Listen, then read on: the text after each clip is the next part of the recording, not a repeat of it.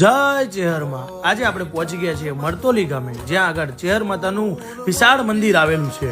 આજથી વર્ષો પહેલા સિંધ પ્રદેશમાં હાલરડી ગામ, જે હાલમાં તો પાકિસ્તાનમાં કહેવાય છે, શેખાવત સિંહ રાઠોડના ત્યાં કેસુડાના ઝાડ નીચે ગુડિયામાં દીકરી સ્વરૂપે સ્વયંભૂ પ્રગટ્યા હતા.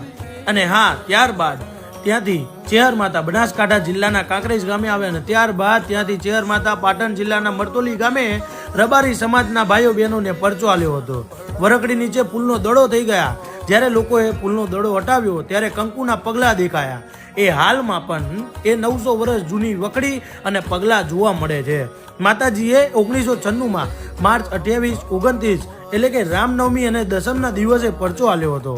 હવન રાખેલું હતું, જેની અંદર પ્રસાદી ખૂટે એમ હતી, કારણ કે યાત્રાળુઓની સંખ્યા એકદમ વધી હતી. ત્યારે ભુવાજી મહાદેવ બાપાએ માતાજીની અરજી કરી 1 ફૂટ ચૂંદડી અને 5 લાડવા મૂક્યા અને દરવાજા બંધ કરવામાં આવ્યા.